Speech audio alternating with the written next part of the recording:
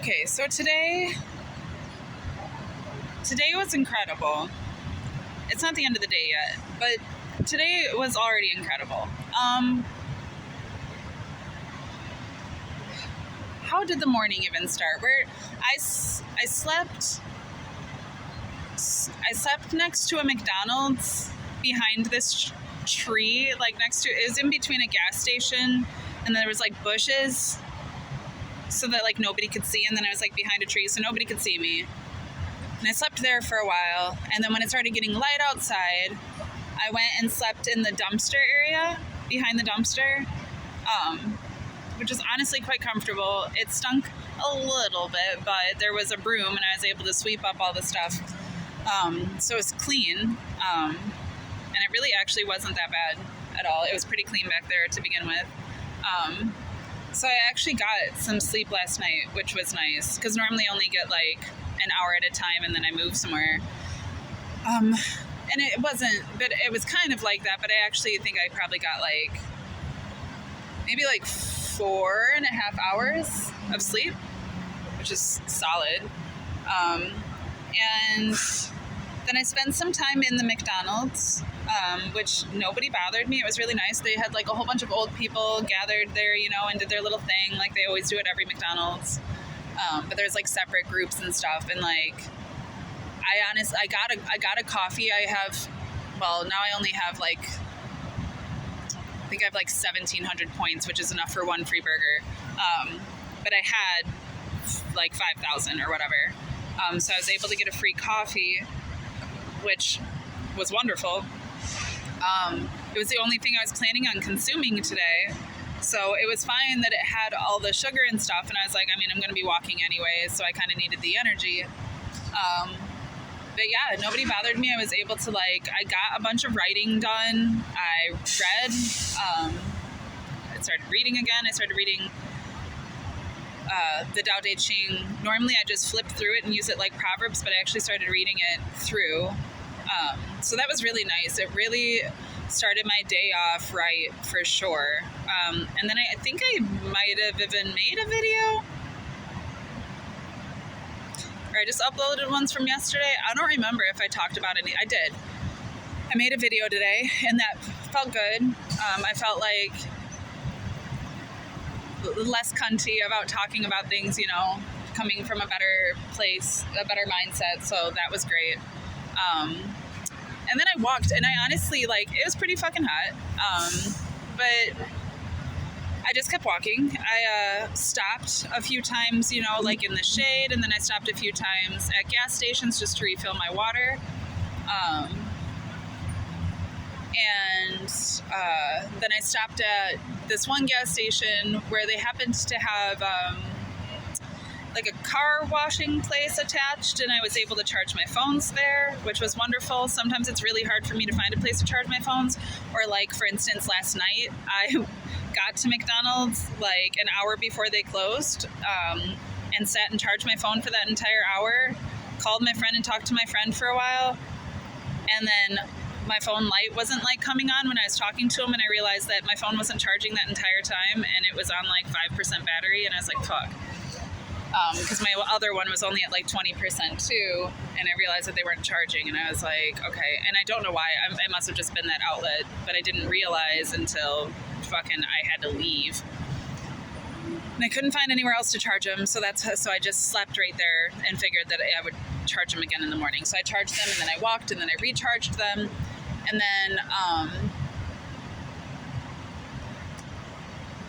and so then I was walking, and it was fucking hot. It was really, really hot. And like the way that the highway is that like I can walk right alongside the highway, but I'm walking like right alongside the highway. So it's not necessarily the safest thing. And it's fine, you know, and like when it's been dark, I have a flashlight. So I just hold my flashlight as I'm walking so that people can see me. I also have, it's been fucking hot, so I haven't worn the sweater, but I do have a sweater that glows in the dark. So I have that to keep, you know, just for extra visuals or whatever when I'm walking at night. But as I was walking, I noticed that a car had pulled over, and had their lights blinking, and I wasn't sure if it was for me or not, or if they just happened to be pulled over, you know, and I was just walking up on them. But as I walked up, there was a young guy, and he was like, "Hey, do you need any help? Are you okay?" And I, you know, he was like, "Do you need a ride somewhere?" And I was like, "Well, where are you headed?" And he's like, "Up to Union." And I was like, I'm not actually from here. I have no idea where that is. And there's been people that have offered to give me rides, and I don't accept them. He just had a nice energy about him, I guess. I just immediately felt okay with him, and I was like, I mean, if you're headed this way, like I'll go as far south as you'll go, you know, before you have to turn off. And he was like, okay, you know, whatever you need. So I got in the car, and he turned the air on and offered me a cold bottle of water, which I already had water that was still cold in my thermos from the gas station, but it was just so generous to begin with. And then he was like, well, he's like, you know, he told me a bit about himself, you know, was very vulnerable with me and open with me about who he was and what he was doing and where he lived and different stuff like that. Then he was like, you know, I know a lot of people around here, and if you want, I can see if maybe somebody would be willing to take you further if that's something you're interested in. I don't know if you're trying to walk all the way, but like if you want a little bit of help, I can see if anybody's willing to help. And I was like, I mean, I'm trying to, you know, accept whatever comes my way. So like if I have to walk, then I need the workout. But if you're willing to help and I feel comfortable with the help, by all means, you know, I won't deny it. And then he turned into just this straight absolute angel. He so he's in like a halfway home. So I wasn't allowed in the house. So he brought me a soda and some cherries and was like, you need some fruit. You know, if you've been walking all day, I really need you to eat this. I was like, no, that's okay. You don't got to give me stuff. And he's like, please, like, just let me help you. Like, you need this stuff. Which was just so kind and so generous. So I drank the soda. I had some cherries, which is so nice. And then he's like, okay, I'm going to bring you to the truck stop. They have showers there. You know, you can sit there. They have Wi-Fi. You can spend the night there if you need to. And, you know, maybe even if you wanted, you know, you could either walk. It's further south than I was. He took me like 20 miles. Which saved me quite some time, let me tell you. Especially in the heat, it's just really hard to get long distances without having to take breaks in between, you know. But he was like, and if you feel up to it, maybe you could even find a trucker, you know, like a female trucker or something, or somebody that you would feel comfortable with, and they're going towards Texas, and you could even just hitch a ride that way. And it's like, that's actually kind of a good idea. Just depending, you know, on what I feel. I'm still not pushing anything, but it was just so generous. So then he takes me here, and he comes inside with me and insists upon getting food. He got food for both of us. He ate as well. But he got me a slice of pizza. He also got me 2 Arizonas and a bag of Bugles, which he told me I could pick out anything. I, of course, was like, I'm going to get whatever I can find that's the cheapest. But he was like, just get more stuff. Like, so generous, and he did not ask a thing in return, not a thing. Like, he did not make me feel uncomfortable at all. Okay, so then he does all that, and then we came out to eat the pizza, and he started talking about his kids, and he was talking about his family, and then he was like, you know, I asked him if he wanted to just sit and hang out with him for a while, or if he had stuff to do today and stuff. And he was like, well, I'm not really doing anything right now. He was like, actually, my son's like just a couple blocks away if you want to go meet him. And I was like, okay. Like, okay. So then we went over to his mom's house where his son was, but his son was actually over at his girlfriend's. And then he's like, oh, okay. So he just picked up his mail, and then we went to come back here. But he was like, well, let me stop by my friend's first. And I was like, okay. And, you know, it was one of those things where I was like, you know, he could have been trying to see how comfortable I was with letting him take me places just to, you know, start being weird. He hadn't been weird yet, but like, that's how people can be, you know what I mean? So like, I keep my guard up and stuff, and like, but I didn't get any of those vibes from him at all, which is why I was like, okay, yeah, that's fine, that's cool. He takes me to his friend's house, who's like this, like essentially like a girl that's like his sister, you know what I mean? Like close friend like that. And he's like, okay, I'll be right back. And he goes inside, and then he comes back out, and he was like, hey, would you like to take a shower here? Like, my friend will let you take a shower here if you need, because I know that you've been out and stuff. Now, I've been keeping myself clean. I was using baby wipes and stuff, but obviously, like, I'm also covering myself in sunscreen during the day and then bug spray at night, and I was fucking gross. My clothes are still dirty, but being able to take a shower felt absolutely incredible. And I was like, yeah, and his friend was so absolutely generous. She just let me in her house and let me shower. Like, people are so incredible, so incredible. And again, he didn't ask for anything. He didn't make me feel weird about it. He was so genuine, so sweet. And then he took me back here.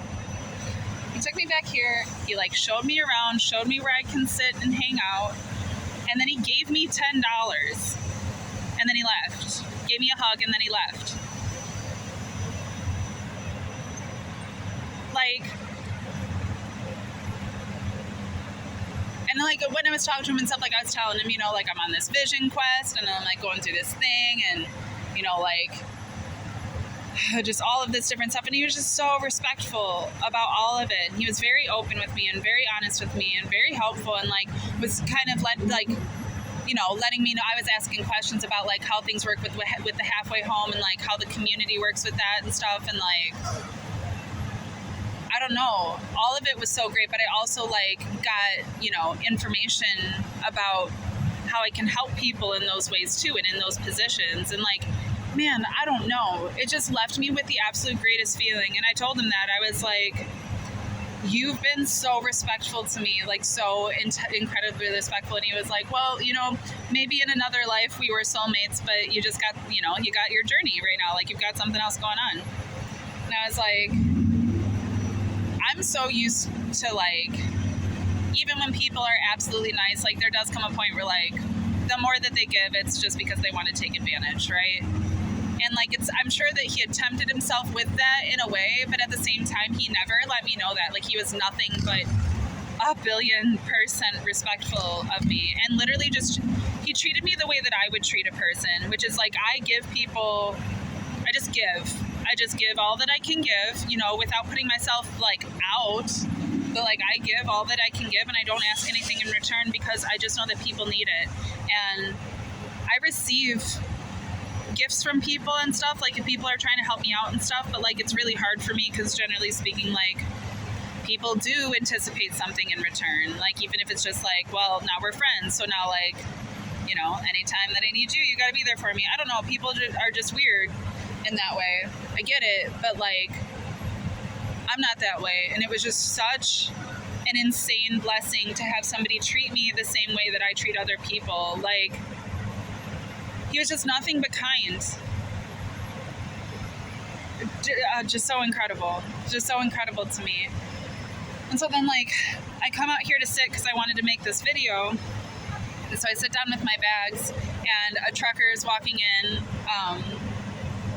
who also just had this cool vibe. I don't know. Obviously not everybody does. Some people give me, it doesn't matter if I'm like, find them attractive or anything or whatever. Like, it's just about vibes. And there's just something about him. And he was like, hey, what's up? And I was like, sup? And it was just like a nice little, it was nothing. It was literally nothing. But then when he came back out, he was like, he's going to Indianapolis, but he's from Dallas. And I was like, yeah, that's where I'm going down, is to Texas. And he was like, well, if I was headed down there, I would take you. But, you know, I was like, yeah, I'm not trying to go north right now. And he's like, no, I get it. But he was like, well, just be really careful. He was like, you know, don't get into a truck with just anybody. Make sure that you pray about it. Make sure that you, you know, make sure that you're, sorry, this is a really pretty girl. I can't help myself. He's like, make sure that you pray about it, you know, and just that, you know, that you make sure that you're trusting yourself about those things. Because he was like, I had a friend who was in a similar situation that you're in, and she, you know, got picked up by a random person that she thought was trying to help her, and they ended up, you know, taking her and raping her and killing her. And he was like, and it happens, and there's weird people out there, and like, you just got to watch out. And he's like, so just pray about it, you know, like, that's all I can say. Just make sure that you're praying. Which, like, those types of interactions, like, that's my family. That man was my brother, you know, like, he saw me and he knew who I was, and he gave me what I needed, and that time was just a blessing. But that kind of shit is just so incredible to me. It always leaves me with such an incredible feeling because you don't get it every day. You don't, well, I'm getting it a lot more. I'm getting it a lot more honestly than I ever have. I think it's because I'm paying more attention, to be honest. I think it's because I'm in alignment. So I recognize those things and I attract those things. I can't even say enough about it. This St. Louis and Missouri in general, like, because this is technically, I'm hours outside of St. Louis and I've still heard people referring to this as St. Louis, like how people do in Chicago, where all of the fucking state of Illinois is Chicago. Apparently the entire state of Missouri is St. Louis. But honestly, people here have just been nonstop incredible to me. That's not that everybody here is incredible or anything. I don't know. I mean, people are people, you know what I mean? But like, the people I've come across and the interactions that I've had have been nothing but blessings in just the best way.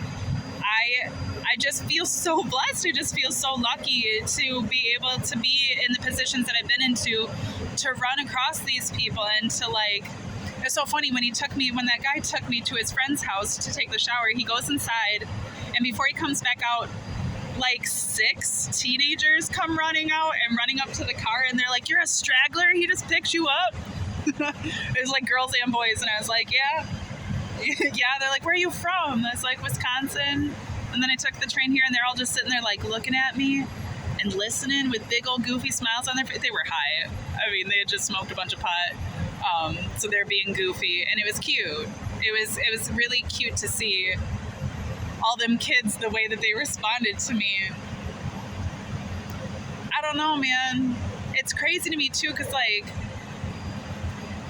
I have to be like appearing to, I feel more like myself than ever, you know, but like, which is true. And so I guess I am different in that way because I wasn't always as genuine as I am right now. And like, it's just weird because like I have to be like shining some weird way or something because I see the way that people respond to me and treat me differently and stuff. I've watched people like where like I can feel that their vibes are just no good and they will straight up avoid me and it makes me feel incredible. Like, because when I was growing up, I had this weird energy where like, well, it was just because I didn't know how to protect myself and I didn't recognize my value. So people that were seeking to take advantage beelined at me, you know, they were very much attracted to me and I couldn't stop them from being that way. And so it's a really interesting thing to be in like this position now where like,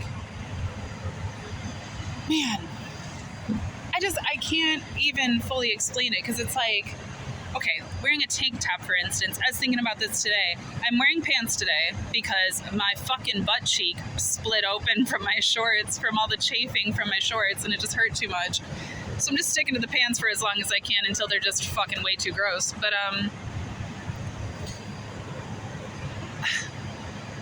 wearing tank tops is something that I never did. I would wear tank tops, but I would always wear a sweater. I never showed my arms because I didn't like them because they made me feel fat. But I also, like, the longer that I did that, the more that when I would wear a tank top, I would start to feel very naked and I'd start to feel very exposed and I'd start to feel like, oh, everybody thinks I'm slutty. That's just how I felt. It didn't matter what tank top it was. It didn't matter. And the same with shorts. I've never liked wearing shorts because I hate my legs. They make me look fat. Those are the fat parts of my body. So like, all of it, I'm kind of chubby. But I never wore shorts. Like in the summer, I'd always wear pants. I used to go full goth in the summer. I'd be a normal person throughout the year, and then in the summers when it'd get super gothic, and I would wear like long sleeves and pants and like fucking black everything. I'm insane. I've been insane. I'm more sane than ever, but look at what it takes for a person like me to be sane, right? Like this is what I keep trying to tell people, is that life is about a balance and that you can't you have to live your own life. Like, you can't look at other people's lives and compare yours to it and be like, okay, so this is what I'm supposed to do, or this isn't what I'm supposed to do, because that's just simply not how it works. You have to know yourself. And the more that you know yourself, the weirder your life will probably get. but it'll become more and more personal to you and to your experiences, and it'll benefit you in all of these personal ways. Like the experiences that I've been having, I know so many people that like just straight up would never have these experiences because they don't want them. You know, like when I was spending that, I spent like 2.5 hours talking to that homeless woman the other night, and we were crying and hugging, and I was like kissing her and stuff, like sisters, like as if we were sisters. And that's what we kept calling each other, sister. And we were just having like a really nice time with each other. And I saw the way that some people looked at us, you know, she both saw it. We both like laughed about it, and talked about what a blessing it was to be able to share in that experience with each other. And like those types of things are so monumental to me and so valuable to me. And I know people who like, I mean, they won't give a homeless person literally the time of day. In fact, they won't even refer to a homeless person as a person. I know a lot of people like that, to be honest. And that's a big part of why, like, I feel very strongly about the position that I'm in right now, too, is because I have people that, like, that have considered me valuable, you know, or, you know, maybe they undervalued me and now I'm showing them what that means, sort of deal. But either way, I mean, I've had people that like feel those ways, and then when I'm in that position, you know, suddenly it puts a different perspective on things. You know, I'm not saying that that's the case for everybody. I don't think I mean so much, but I know what I've meant to people, and I know, like, I mean, I know what it's like in this position, like, and how people feel. It's actually weird because it's almost like those that have like known me, because I haven't truly always been myself, or because I haven't been able to convey myself so vulnerably, they really don't know how to take this process that I'm going through. They're not following it that closely. They probably assume the worst, to be honest. And I mean, that's on them. You know, if people wanted to ask what was really up and stuff, they would, and I would be able to tell them. I'm sure that I have a couple people in my inbox right now that are asking, and I just haven't been in my inbox yet. So if that's the case and you're seeing this and you have asked how I'm doing and I haven't responded, that's why. I'm not trying to ignore you. But yeah, I mean, I'm actively like in it, like in this experience, and I don't know, it's crazy because then like there's so many different people that I've met that are like strangers who just upon meeting me are like that dude where he was like, I can't, he's like, it breaks my heart to think about you being in this position. Like, he's like, where are you sleeping? And I was like, just like around. And it was like, you know, and I named a couple places that I've slept, and he like was like, I saw it on his face. He didn't like that, which is fine. You know, it's not like it's ideal for me either, but at the same time, this is an adventure. And like, the thing is that like, I'm trying to make the most of it, right? But there are thousands, there are millions of people across the planet that live worse than this every fucking day, every day. And there isn't a concept of getting out of it for them. This is everything. This is how it's always been. This is how it'll always be. That is heartbreaking. It's not heartbreaking for somebody who has had privilege in any different ways. You know what I mean? Like, even like when people hear my actual story, and when people hear what I've really gone through and stuff, like they start to realize that maybe I'm not as privileged as they assumed that I was, or as I carry myself to be. But don't get it wrong, I've been extremely fucking privileged in my life. To be sitting where I am today is a privilege. And there are so many people that have sat in this same spot and not been able to recognize that, or not been in that same position, you know? And that's what's heartbreaking, is that there's people that people don't care about. They're people. Everybody is, you know? And like, when I was just talking to that dude, like, I was like, you know, like my mom, for instance, is somebody that it's very hard, like more than anyone else on the planet, I have a very hard time with my relationship with her, with being able to love her freely. She triggers me more than anybody. She brings up, you know, parts of myself that I don't like, and, you know, She's the one that can really bring those things out of me in all of those different ways. But she's still a person. And like, even when she acts like, I mean, even when she's a straight demon, she still is a person in there. And like, it doesn't, she's free to make the choices that she makes. Like, that's part of it. Like, it's not for me to be like, well, I have to love her despite those things. No, you love her including those things. Like, that's who she is. That's who she's chosen to be. It's not up to me to make the choice that like, you could be better, you should have been better, who you've chosen to be hurts me. So what? You know, that's a personal thing. That's between me and my God.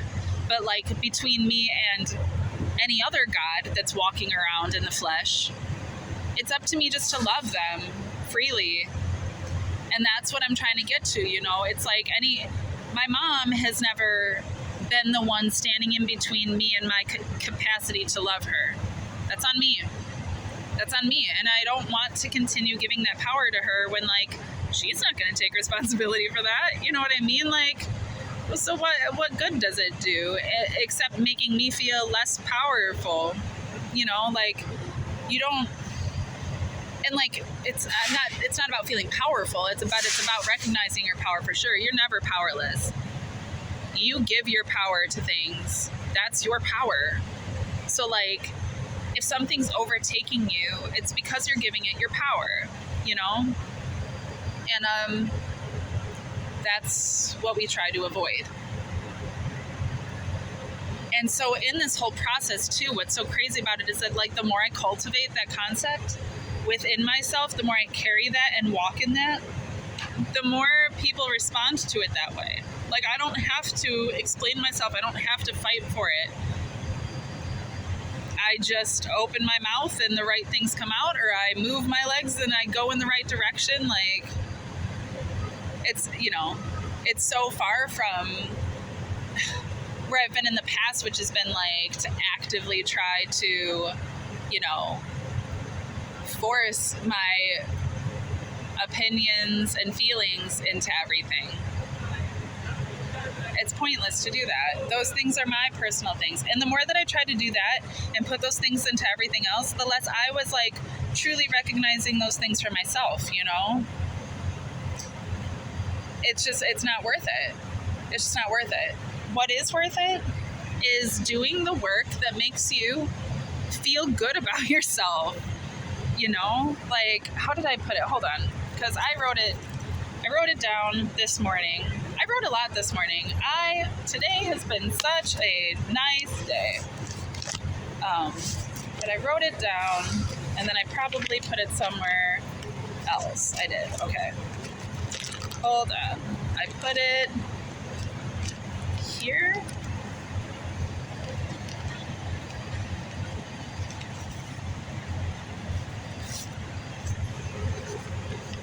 It feels good to be kind. It feels good to be kind. Many validate cruelty as empowering because it is self-preserving, but having to be on the defense constantly doesn't feel good. Being able to live and love freely does. Cruelty is the child of hate. Hate is an expression of love for something you have lost or don't have love for. And those with no access to love can hate, and in that hate, they can love. Receive hate as the love it is and remove its defenses. Love what was meant as hate, and it becomes love. Hate doesn't defy love. Love defines hate. Hate doesn't defy love. Love defines hate. Give love where hate is given and receive love in return. The freedom to love brings all things to freedom. Hate is not forged by love, but is frustrated by it. Freedom to hate stimulates love, for frustrated conflict is not itself eternal balance, but a fraction of it, and all things fall back into eternal balance in the grandest schemes. Love is the essence, proof, and sustainer of eternal balance. It trumps all. Balance feels good because it disarms conflict. Conflict feels uncomfortable because it is conflicting, and love of conflict is hate.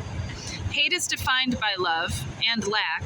Love is not definable, but defines all in eternal balance. Love gives space for hate to exist, but also calls it back into itself. That is the balance, and why hate demands itself but surrenders to love. Doing good because it offers good reward isn't genuine goodness, but the actions still innately are. You don't have to be good in order to do good, but out of a heart of goodness, goodness flows and will flow back too. I know I can't remember why I just brought that up, but I'm talking about goodness and feeling good, and how goodness feels good, and how being good feels good, and being good to yourself feels good. And it's not that it's about feeling good. It is about feeling good. It's about feeling good. That's why I'm a hedonist. I don't think that it's wrong to do drugs. I don't think it's wrong to have crazy sex. I don't think it's wrong to do anything if it makes you feel good. But there is a very fine line between what makes you feel good and what you tell yourself makes you feel good. You know, we lie to ourselves a lot and trick ourselves a lot into believing that things that are actively damaging us feel good. And that just simply can't be the case. It isn't the case. I thought that I enjoyed 99% of the sex I had in my life up until I actually experienced relations with somebody I truly cared for that truly cared for me in the relations that we were having. And at that point, I realized that I didn't actually really ever enjoy any of it. I was doing it because I thought I enjoyed it. I was chasing it like people chase the high of heroin, you know? And like even the first time I had it, like it wasn't great. It didn't make me feel great. It was otherworldly. It made me feel something. It dissociated me. It made me feel something I can't feel naturally. That's why heroin's so hard to get off of, you know, and why alcohol's so hard to get off of, and why any other potent drug is hard to get off of, because it makes you feel a way that you haven't learned how to feel your own self. And that maybe you can't even know how to feel your own self. I don't know what heroin feels like, and I don't know how to feel that naturally. I can make myself feel high on pot naturally. I can make myself feel drunk naturally. I assume because these things are all chemicals that there's a way to make yourself feel high on heroin naturally. It's probably within the same vein of healing, since opiates are healing. I don't know for sure. I'm sure that's some research I'll be doing in the future. You know, I would like to get into like herbs and different shit like that and everything, but the point is that do what makes you feel good. That's all there is. That's what life is about. That's why this is such an adventure for me, because I'm doing what feels good. I'm not pushing it. I'm not forcing it. I've had a couple rough patches where I have to like really come back to myself and be like, I put myself here and I'm fine. And there's nothing bad going on. So I'm tired or I'm hungry or I haven't bathed, but like, I'm not dying. Those things are fine. I can go a couple days without that. I've been able to find shelter when I need it. I've been able to get cold water when I need it. I am so fucking incredibly blessed. Like, I have no complaints. And the more that I focus on that, the better everything gets. And the more this turns into just this grand, incredible experience. And I just wish these same things for everybody. Not that they, again, have to go through it the way that I have, but like, I would encourage you to try to push your own boundaries for sure. I've been pushing my boundaries for quite some time, so I know this is extreme for basically everybody, but not for me, baby. I've been pushing it to the extreme in really dumb ways for a long time. So this is actually an extreme way of finding balance in all of these weird ways. I can't necessarily explain it except that when you trust yourself, the answers come to you. The right answers come to you. Your answers, you know, I can't give you those. I can't show you how to live your life. I can love you. I can love myself. And I can put all this up on the internet. And you can take from it what you will, you know. But this is all just a process. And like, man, I've been places, I've done things, I've been through shit. You know, I've had plenty of excuses to feel bad. I wanted to kill myself my entire life. The first time I tried to kill myself, I was 8. The last time I tried to kill myself, I was 28. And then I started drinking, so I still didn't actually get over it until I was 30. And even then, it still took like a couple years of even processing the suicidal ideation without giving any sort of like credence to it before I could be like, okay, yeah, I'm not trying to kill myself anymore. Okay, we're okay. It took 33 years to get to that point. You know what I mean? Like, don't be hard on yourself. It's okay to go slow. It's better to suffer through these experiences, whatever they may be, and to learn whatever it is that you're supposed to learn through them so that you can overcome them, you know, than to like let them destroy you, let them become you, you know. Don't let your experiences define your life. You define your life. You define your experiences. Go find what it is that you like and do it. You know, you can't force anybody else into anything. Like, I'm straight up in love with a dude who I have no idea what's going on with, I mean, I haven't talked to him. Like, for all I know, we'll never talk again. You know, I don't know. But I can't force that. You know, I've done what I can do. I have no idea how he takes any of it. And that's it's not for me. That's for him. You know what I mean? Like, it is what it is. I can let that eat me alive and feel so bad, or I can just take the opportunity of not being with him right now to just enjoy my life, you know? I don't have to be tied down to something. And how did I see it put today? Where it was like, if you feel lost, it's only because you've convinced yourself that there's someone or something or some place or some feeling that is going to make you feel more at home in yourself than you are, you know? I don't remember exactly how I put it, but essentially that. When, like, you know, that what I've learned to tell people is, like, when they're like, well, where do you live? And I'm like, right here.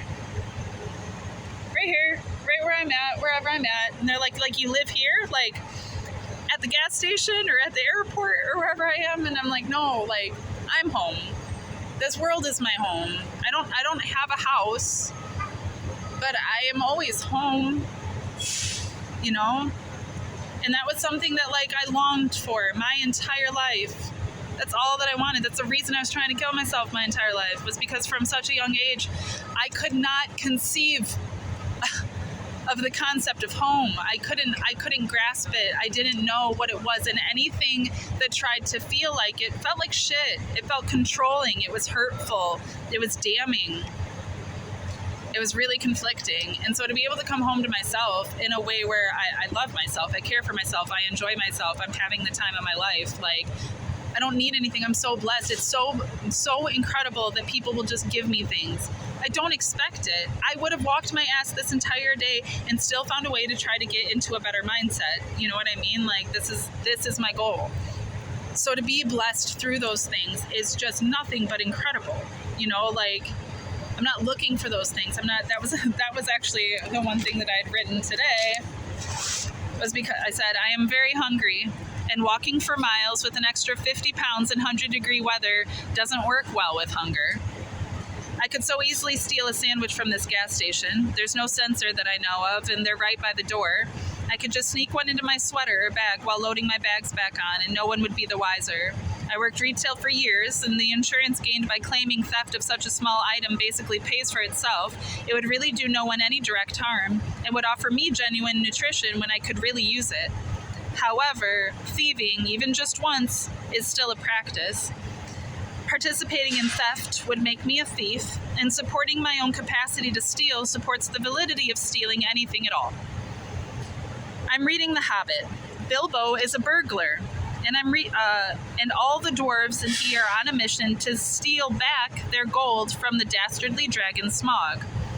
When it comes to stealing from the rich to benefit the poor, particularly in a system that essentially robs the poor of common resources in favor of capitalism, stealing a simple sandwich to survive more comfortably doesn't seem abominable.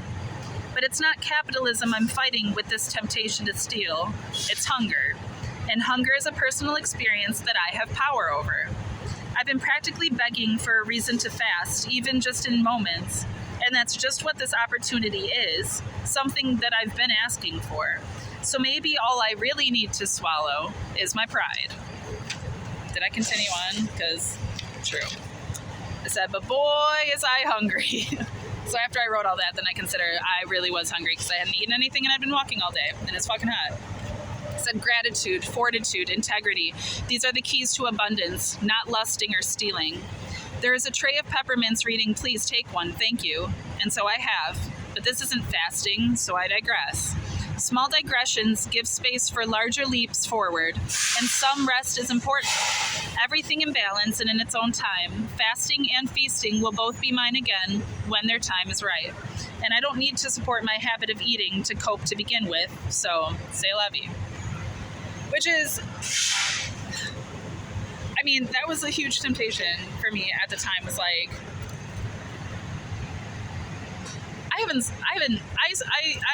I've thieved a few things in my day, but I haven't since I was like 16. And to be tempted as much as I was today, like that was hunger. And those sandwiches looked fucking good, and they really were sitting right next to the door. And when I had my bag there and all my shit, I knew that I could just grab it and walk out. Nobody would even notice. Nobody would probably even care when they watched me walk away with a fucking 50-pound bag strapped to my back, knowing that I was just walking off into the wild blue yonder.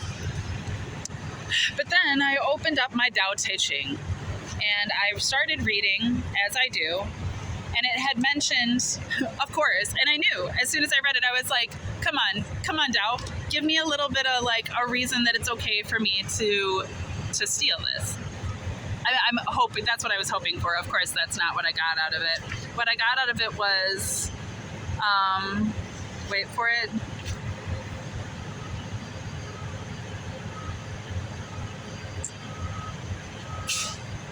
Wait for it.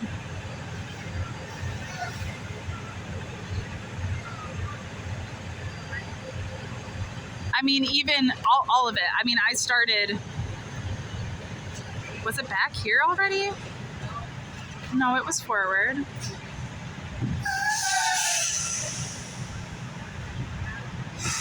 Hold on, wait a second.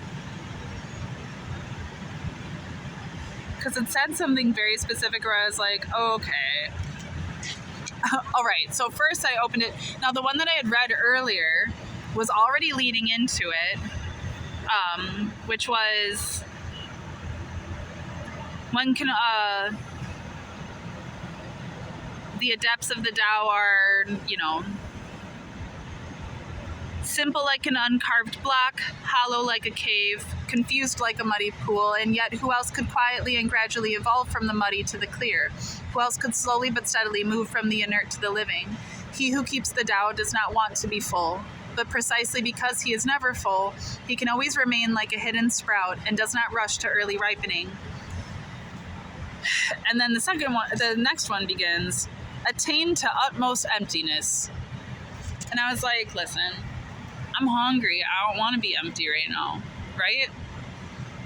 But the entire process and everything that I'm going through, like, it isn't just the Tao, that's just a school of thought that I use to keep myself in balance, but the way that it put it so perfectly. I mean, even in The Hobbit, they keep talking about how, you know, poor Bilbo, who normally eats like 6 meals a day, has to go multiple days without eating. And like, I have been way too blessed. I've gone 2 days without eating in a month. I've been homeless and walking on the street, like, and I haven't had any money. So what does that say? That I saved up my McDonald's points in order to make sure I got free food, and that I spent the rest of the food that I had on a train ticket and on food. But it also says that I'm being provided for, you know, and so in that moment, as hungry as I was and as much as I knew I could just walk off with that sandwich, I decided that stealing wasn't the right thing for me, that that's not part of this journey that I'm on. Maybe if it was just me doing this any other time, ending up in this position, I would have, to be honest, but not this time. I'm holding myself to a different standard, and look what happened, you know? And look what happened. I mean, I literally was blessed beyond my means today. Absolutely just entirely blessed, and asked nothing in return for it.